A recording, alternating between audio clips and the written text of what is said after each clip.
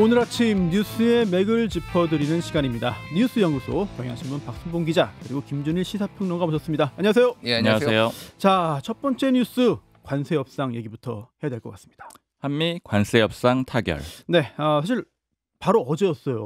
어제 이 뉴스연구소 시작하자마자 소식이 들려왔습니다. 그래서 타결됐다. 처음에 약간 좀 정말 타결인가 싶었는데 속보가 계속 들어와가지고 급하게 전해드린 기억이 나는데요.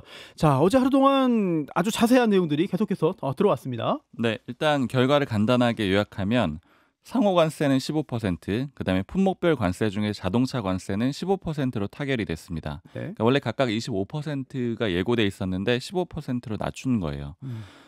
지금 의미를 하나 좀 간단히 짚어보면 네. 상호 관세는 모든 제품에 물리는 기본 관세다 이렇게 이해하시면 되거든요. 그러니까 뭐 기본 요금 같은 개념이라고 보시면 되고 네. 품목 관세는 좀 중요한 품목들에 따로 물린다라고 보시면 되는데 이제 중요한 거는 상호 관세랑 합산이 되는 건 아닙니다. 그러니까 이제 다 각 15%다 이렇게 보시면 돼요. 네. 근데 15% 관세는 사실은 이미 가이드라인이라거나 혹은 일종의 마지노선으로 여겨졌었거든요. 왜냐면 일본, EU 다 미리 했으니까. 그렇죠? 맞습니다. 이미 합의한 상호 관세율이 15%였거든요. 그래서 이제 그것보다 높아서는 안 된다 이런 의식들이 있었는데 15%에 딱 맞춰진 거고요.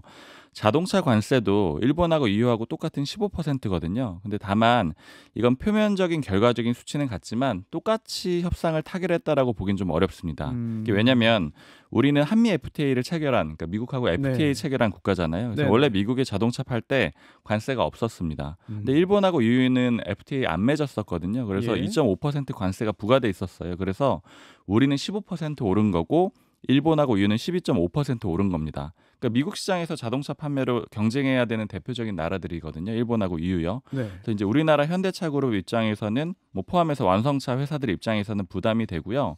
실제로 우리 대통령실도 그래서 이 부분에 대해서 아쉬운 부분이다 이렇게 평가를 했습니다.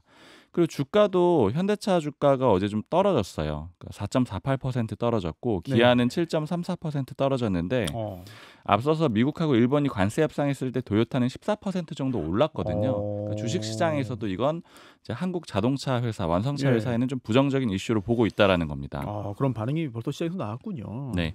그리고 철강, 알루미늄, 구리 관세는 그대로 50%인데 이거는 일본하고 EU도 똑같거든요. 그래서 이제 엄청 높은 수치로 여겨지긴 하지만 경쟁하는 면에서는 비슷하다 볼 수 있습니다. 예. 그 반도체가 또 중요한 품목인데 이건 아직 협상이 안 됐습니다. 그래서 구체적인 수치는 향후에 나오게 될 텐데 다만 최애국 대우를 해주는 걸로 협상을 했습니다. 이 얘기는 반도체나 의약품 이런 것들이 향후에 관세를 부과할 텐데 네. 한국을 다른 나라보다 불리하게 하지는 않겠다. 이 정도 협상은 해놨다라는 거예요. 예. 또 관심이 많았던 게 농산물하고 소고기 시장, 그러니까 쌀하고 소고기를 개방을 하느냐 마느냐 이 문제에 있었거든요. 네, 그렇죠. 근데 이게 어제 저희 방송할 때만 해도 좀 헷갈렸어요. 왜냐하면 맞아요. 트럼프 대통령이 글을 쓰기로는 이렇게 표현을 했거든요. 한국은 자동차, 트럭, 농산물 등 미국산 제품을 수입한다는데 합의했다. 이렇게 돼 있었습니다. 그렇죠. 근데 우리 대통령실 설명으로는 쌀하고 쇠고기 시장은 추가 개방하지 않는 것으로 합의했다. 이렇게 밝혔거든요. 네. 결국 우리 정부에서 설명하는 내용들을 믿어야 될 것 같은데 이제 김용범 정책실장의 표현은 이건 정치 지도자의 표현으로 그렇게 이해를 하고 있다 이렇게 얘기를 했습니다. 일종의 수사라고 본 거고요. 네. 강요들하고 대화 나눌 때는 이 부분에 대한 얘기는 전혀 없었다라 그래요. 예, 그렇군요.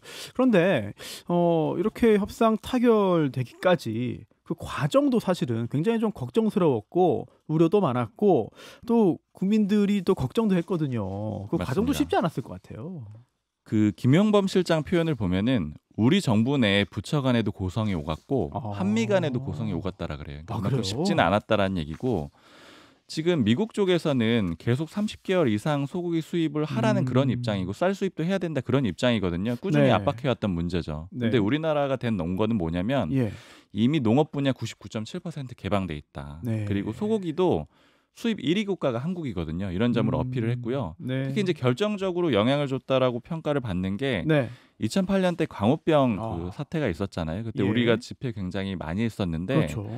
그 사진을 그 수습 사무관이 보여줬다라는 거예요. 앨범 형태로 만들어서 가져가서 보여주고 또 걸어가면서 보여주고 이렇게 미국 하면서 측이에요? 네 그러면서 이게 한국에서 얼마나 민감한 문제인지를 보여줬다라는 겁니다. 그래서 이게 설득되는데 또 하나의 영향을 줬다라고 해요.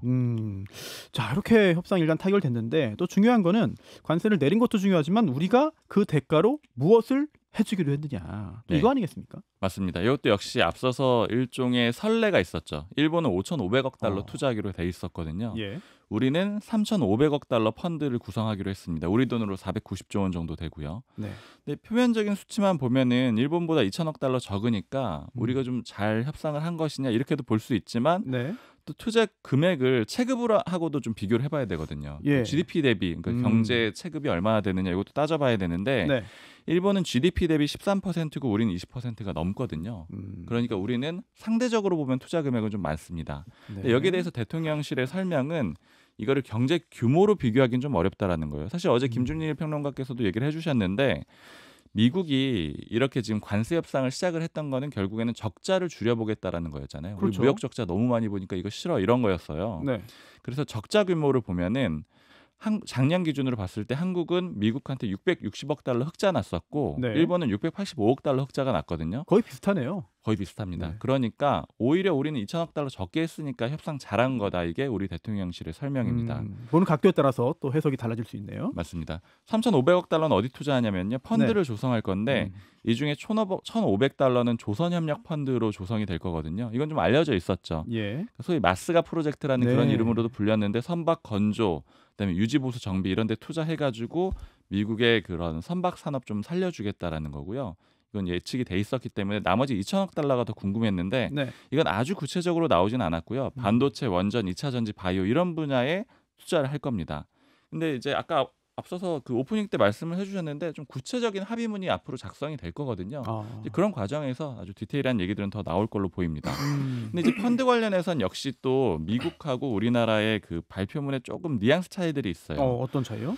그러니까 이게 투자를 어디에 하느냐 예. 이 부분을 봐야 되는데 트럼프 대통령은 selected by myself라고 적었거든요. 그러니까 네. 내 맘대로 할게 이런 거였어요. 근데 네. 이게 우리가 돈만 대고 투자는 마음대로 한다? 이거 좀 납득하기가 어렵고 그다음에 네. 수익금에 대해서도 미국에서는 90%를 우리가 가져간다. 수익금에 대해서 이렇게 적었는데 예. 둘 다 상식적으로 좀 말은 안 되거든요. 맘대로 예. 투자하고 이익 나면 미국이 거의 다 가져가고 이건 말이 안 되는데 우리 정부 쪽의 설명은 다시 90%를 가져간다라는 얘기는 그냥 리테인에 대해서 다시 해석을 해보자라고 하면은 네. 재투자일 것이다. 그러니까 이제 우리의 돈을 가져간다기보다는 네. 우리가 미국 쪽에 다시 투자하는 그런 부분이고, 그다음에 투자를 어디에 할지는 역시 아까 말씀드린 대로 좀 불확실성이 있고 향후 협상을 통해서 더 진행이 될 걸로 보이고요. 네. 그다음에 하나 좀 주목해 볼 거는 네. 일본하고 미국이 협상할 때 이제 트럼프 대통령이 나서가지고 막 숫자를 직접 막 펜으로 고치고 이런 내용들이 알려졌었잖아요. 화제가 됐죠. 이런 과정은 우리하고 협상할 때는 따로 없었다라고 합니다.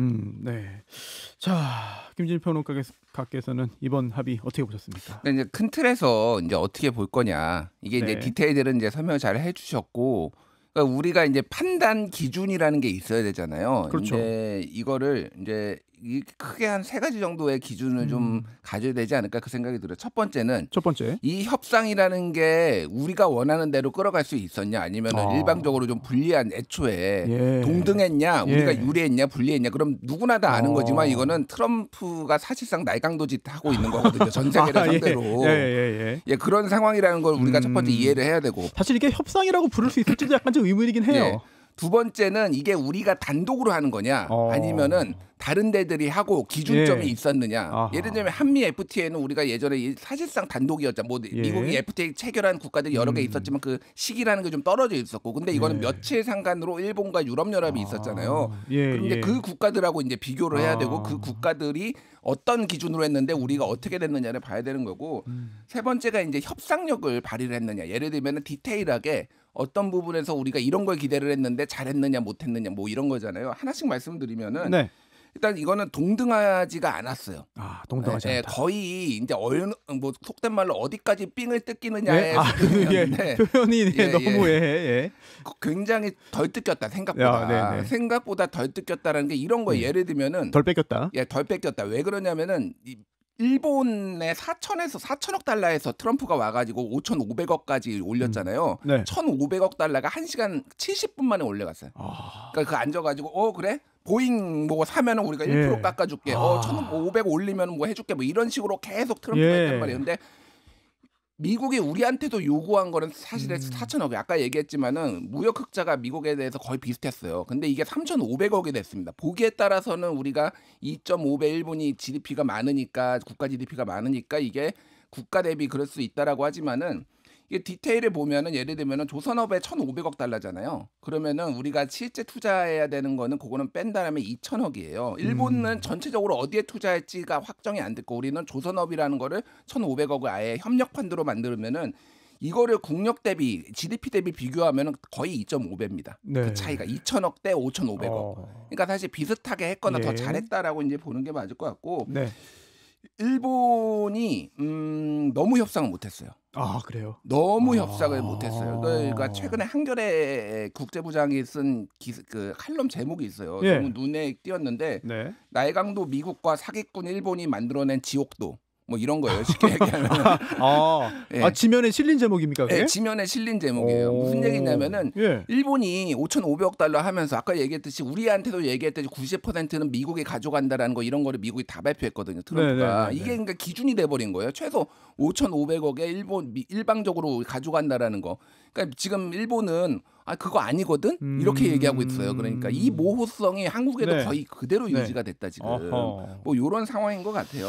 네. 게다가 이제 마스카 프로젝트 이제 조선업을 띄워준다라든지 아니면은 뭐 얘기했지만은 이제 광우병 문제를 이제 그 집회 사진에 보여주면서 굉장히 이제 우리가 리스키하다라고 해서 우리가 얻어냈거나 얻어냈다라는 거는 협상을 전체적으로 잘했다 이렇게 보는 게 맞을 것 같습니다. 알겠습니다. 또 그런 시각으로 잘 또 분석을 해주셨고요. 그리고 사실 지금 통상 얘기하고 있습니다만 외교 안보까지 함께 맞물려서 가잖아요. 지금 소식이 하나 들어왔는데요. 네, 첫 한미 외교장관 회담이 있었고 또 조현 외무부 장관이 루비오 미국 국무부 장관을 만나서 뭐 일정과 의제를 조율했는데요. 특히 정상회담 뭐 2주 안에 하자 이런 얘기가 어제 나왔잖아요. 네, 정상회담 날짜를 조율 중이다. 입장까지 나왔습니다. 새로운 소식 계속 들어오면은 계속 함께 전달해 드리겠습니다. 두 번째 소식 볼까요? 이상민 구속. 네, 이상민 전 행정안전부 장관 밤 사이에 구속됐습니다. 네. 어제 자정을 좀 넘긴 시점 오늘 새벽 12시 45분에 0시 45분에 구속영장 발부됐습니다. 네. 발부 사유는 죄를 범했다고 인정할 상당한 이유가 있고 증거를 인멸할 염려가 있다. 네. 이제 혐의에 대해서 일부 법원이 인정을 했다라고 볼 수도 있고 또 거기 더해서 증거 인멸 우려까지 받아들였습니다. 네. 지금 특검팀이 적용한 혐의는 크게 세 가지인데 네. 내란 중요 임무 종사, 직권남용, 위증 혐의거든요. 이거 좀 풀어서 말씀드리면은 계엄 주무장관으로 불법 계엄에 적극 가담을 했고 그다음에 윤석열 전 대통령이 언론사 단전 단수하라고 지시했거든요. 네. 이걸 소방청에 하달해서 계엄 실행에 적극 관여했다 이렇게 보고 있는 거고요.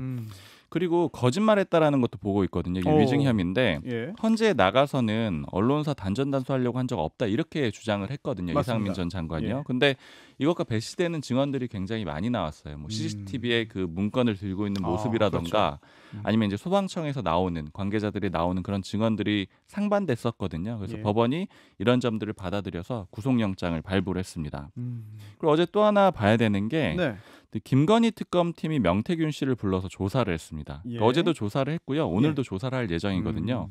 근데 지금 명태균 씨 조사하면은 이제 조사 많이 받지 않았나 이렇게 생각하실 수도 있는데 검찰 조사였습니다. 그러니까 검찰에서 쭉 조사를 많이 받았었는데 특검이 부른 건 이번이 처음입니다. 아, 처음이에요. 네, 김건희 특검에서 처음 불렀고요. 예. 그 지금 특검팀에서 보고 있는 거는 쉽게 요약을 하자라고 하면 그 윤석열 전 대통령이 2022년 대선에서 당선이 됐잖아요. 당시에 대선 후보가 되는 과정에서 문제가 없었느냐. 그러니까 정당성 자체를 다시 한번 따져보고 있다 이렇게 평가를 해볼 수가 있는데 당시에 당내 경선 과정에서 그러니까 윤석열 후보가 이 대선 후보가 되는 과정, 국민의힘 후보가 되는 과정에서 여론 조작이 있었다라고 지금 특검은 보고 있는 거거든요. 예. 그래서 지금 명태균 씨 불러서도 실제로 여론조사 조작이 있었느냐 이런 점들을 계속 물어봤다라고 하고요. 또 두 번째로 보고 있는 거는 무상으로 여론조사를 제공했느냐. 예. 지금 특검이 보고 있는 건 총 81번, 3억 7천만 원 상당의 그 무상 여론조사를 제공했다라고 보고 있는데 이거 정치자금법 위반 혐의를 적용할 수가 있고요. 만약에 직무 관련성이나 대가성 같은 것들이 네. 입증이 된다. 뭐 그러니까 김영선 전 의원 해주고 뭐 이런 과정들이 예. 입증이 된다라고 하면 뇌물죄까지 적용이 될 수가 있습니다. 특히나 이제 이런 무상 여론조사가 실제로 이루어졌고 또 그 대가로 공천 과정에서 누군가에게 명태균 씨가 뭐 힘을 행사할 수 있었고 또 그 과정에서 관련된 사람이 여러 명이 있다면 이거 다 어떻게 볼 것이냐. 맞습니다. 특검도 이제 주의 깊게 보는 것 같습니다. 지금 많이 지금 파장이 있는 상황이죠. 사실 이렇게 되면 이 혐의가 입증이 된다라고 하면 명태균 씨랑 윤석열 전 대통령 주범이고 김건희 여사는 공범이 되는 데다가 그다음에 지금 뭐 윤상현 의원이나 뭐 이준석 개혁신당 대표 이런 인물들도 지금 조사가 이루어지고 있기 때문에 거기까지 파장이 갈 수가 있습니다. 네. 또 하나 어제 또 법조계에서 봐야 되는 거는 네. 법원이 윤석열 전 대통령 체포영장을 발부를 했습니다. 그렇죠. 그러니까 이미 사실은 구속이 돼 있는 상황이에요. 근데 네. 김건희 특검팀이 나와서 조사받으라고 했는데 응하지 않으니까 체포영장을 청구했는데 어제 발부가 됐고요. 지금 그 내란 특검팀에서도 계속 불렀는데 안 나왔었잖아요. 예. 이유는 뭐 계속 같습니다. 건강이 안 좋아가지고 소환 조사 응할 수 없다라는 건데 예. 윤 전 대통령 측에서는 진단서랑 소견서 같은 것들도 다 전달했다라고 했거든요. 근데 특검 쪽에서는 전달받은 거 없고 건강에 크게 문제 없는 것으로 듣고 있다라고 하고 있습니다. 그래서 오늘 아침 9시에 이제 체포영장 집행하겠다. 네, 구치소로 가겠다. 뭐 이런 이야기까지 나와 있죠. 네, 근데 실제 강제로 데려올지는 좀 지켜는 봐야 될 것 같아요. 왜냐하면 앞서서도 강제 구인까지는 좀 못 하고 있는 상황이잖아요. 여러 번 네. 데려오려고 했을 때요. 그래서 지금 일단은 뭐 해석이긴 한데 어제 법조계 뭐 인사한테 물어보니까 가서 진짜 영장 집행 강제 구인이 임박했다라는 걸 보여주고 그런 다음에 이왕이면은 이제 설득을 해서 소환하는 방식으로 가지 않겠느냐. 뭐 근데 이제 최후 통첩 같이 활용될 수 있다 이렇게 좀 해석을 하고 있습니다. 사실 뭐 과거 사례도 있기 때문에 물리적으로 데리고 오는 게 불가능은 아닌데 그렇게 그런 선택을 할지는 또 정치적인 영역도 가미되어 있지 않을까라는 생각이 듭니다. 네. 자, 김진일 평론가 어떻게 보세요? 윤석열 전 대통령은 이제 뭐 끌어와도 네. 말을 안 하겠죠. 그렇겠죠. 예, 그럴 가능성이 높아요. 그러니까 이제 김건희 특검 이게 뭐 다 다르니까 지금 내란 특검에서 구속을 시켜놓은 거고 김건희 네. 특검도 조사를 해야 되는데 우리도 최선을 다하고 있다, 노력하고 있다라는 거를 좀 보여주기 위한 액션이 아닐까 그렇게 보여요. 지금 어쨌든 이상민 행안부 장관이 구속된 거는 굉장히 눈에 띄는데 네. 법원에서 어쨌든 증거인멸 뭐 도주우려는 몰라도 증거인멸이나 이런 거를 인정을 했다라는 거잖아요. 특히 언론사 단전단수 지시 뭐 이런 거를 이제 어느 정도 받아들여줬다라는 건데 지난번에 이제 26일에 19시간 조사를 하고 이게 구속이 된 거거든요. 그럼 이거 앞으로 어떻게 될 것이냐. 그러면은 국무위원들 중에 참여도가 굉장히 그 비상계엄에 참여도가 높거나 그 당시에 당시 열렸던 국무회의에서 중요한 역할을 했던 사람들이 순서대로 구속이 될 가능성이 상당히 높아졌다. 그게 근데 그럼 다음이 누구냐? 네. 그럼 한덕수 총리 차례가 되지 않을까 하는 게 지금 대체적인 관측이에요. 예. 한덕수 총리는 왜냐하면은 이제 뭐 여러 가지 허위 공문서 작성, 뭐 대통령 기록물법 위반, 뭐 허위 거의 공범으로 윤석열 대통령과 함께 적시가 됐고, 그 국무회의 섬으로서 이제 비상 국무위원 계엄 심의권 침해 혐의도 받고 있거든요. 그럼 한덕수 총리의 구속영장하고 그 다음에는 박성재 법무부 장관이라든지 예를 들면은 안가 회동에 있었던 사람들도 있잖아요. 이런 그렇죠. 사람들도 다 구속이 이제 영장이 차례로 청구될 가능성이 높다. 이렇게 보면 될 것 같고 김건희 특검은 지금 통일교 쪽이 굉장히 속도를 내고 있는데 윤영호 전 세계본부장이 지금 구속이 됐잖아요. 네. 그때 이제 어제 한겨레가 이제 보도한 그 영장 내용을 보면은요. 권성동 의원에게 1억 원 정도 돈을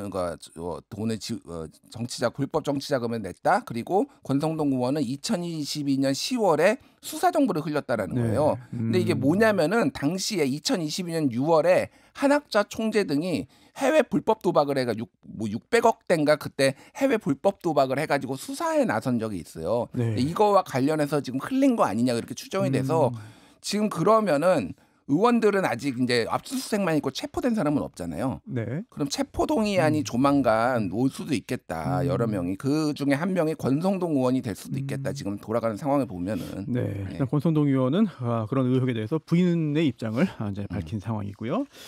시간이 많지는 않습니다만 세 번째 소식 볼까요? 네, 계속되는 교제 살인. 네. 스토킹 범죄 그리고 또 스토킹 범죄로 인해서 참 생명을 잃는 이런 그 강력 범죄까지 이어지는 경우가 계속 벌어지고 있어요. 일주일간의 유사한 사건이 4건이 있었는데요.